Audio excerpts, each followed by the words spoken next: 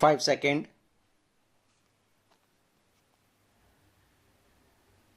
Start. The larger global developments in the post-Cold War era to development in our own region, South Asia. When India and Pakistan joined the club of nuclear power, this region suddenly became the focus of global attention.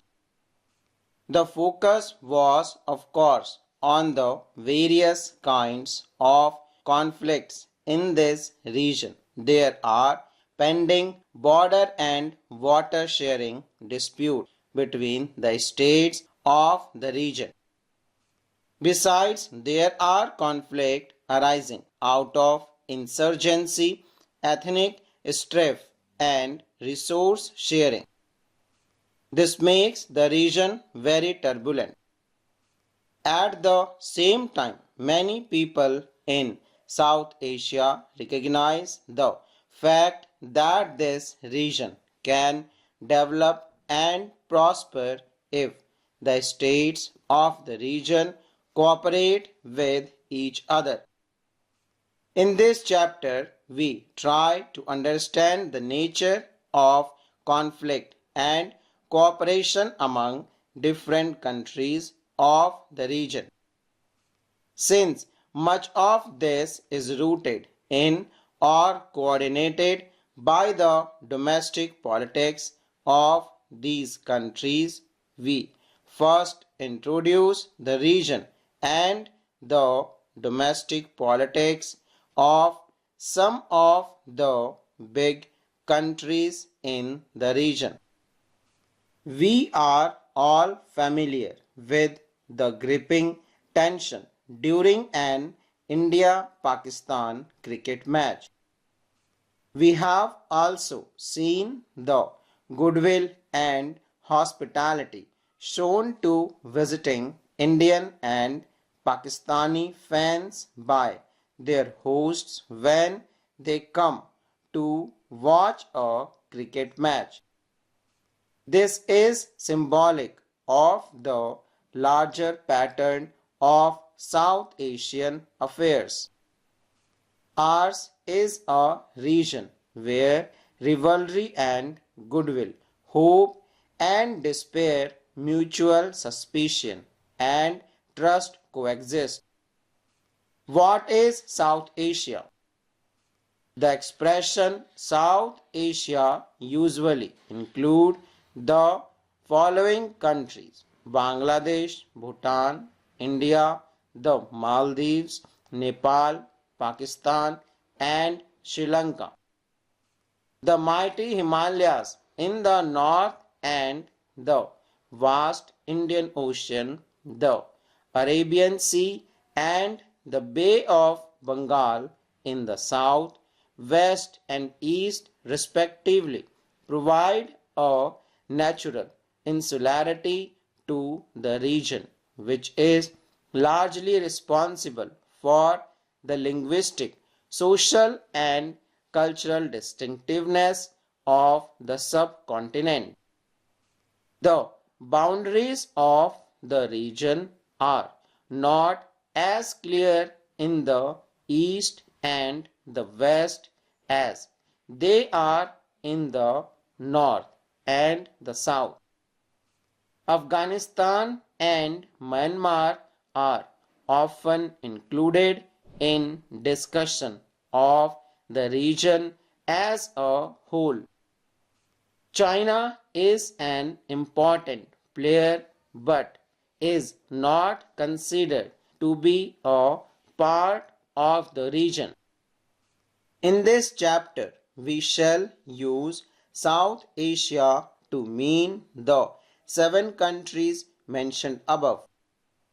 Thus, define South Asia stands for diversity in every sense and yet constitutes one geopolitical space.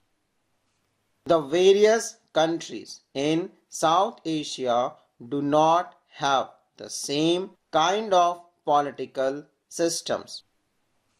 Despite many problems and limitations, Sri Lanka and India have successfully operated a democratic system since their independence from the British. You will study more about the evolution of democracy in India in the textbook that deals with politics in India since independence. It is, of course, possible to point out many limitations of Indian democracy, but we have to remember the fact that India has remained a democracy throughout its existence as an independent country. The same is true of Sri Lanka. Pakistan and Bangladesh have experienced both civilian and military rules, in Bangladesh remaining a democracy in the post-Cold War period. Pakistan began the post-Cold War period with successive democratic governments under Benazir Bhutto and Nawaz Sharif respectively. But it suffered a military coup in 1999 and has been run a military regime since then. Till 2006, Nepal was a constitutional monarchy with a danger of the king taking over executive powers. In 2006, a successful popular uprising led to the restoration of democracy and reduced the king to a nominal position. From the experience of Bangladesh and Nepal, we can say that democracy is becoming an accepted norm in the entire region of South Asia. Similar changes are taking place in the two smallest countries of the region. Bhutan is still a monarchy, but the king has initiated plans for its transition to multi-party democracy. The Maldives, the other island nation, was a sultanate till 1968 when it was transformed into a republic with a presidential form of government. In June 2005, the Parliament of the Maldives voted unanimously to introduce a multi-party system. The Maldivian Democratic Party (MDP) dominates the political affairs of the island. Democracy is strengthened in the Maldives after the 2005 election when some opposition parties were legalized. Despite the mixed record of the democratic experience, the people in all these countries share the aspiration of democracy. A recent survey of the attitudes of the people in the 5 big countries of the region showed that there is widespread support for democracy in all these countries. Ordinary citizens, rich as well as poor, and belonging to different religions, view the idea of democracy positively and support the institution of representative democracy. They prefer democracy over any other form of democracy and think that democracy is suitable for their country.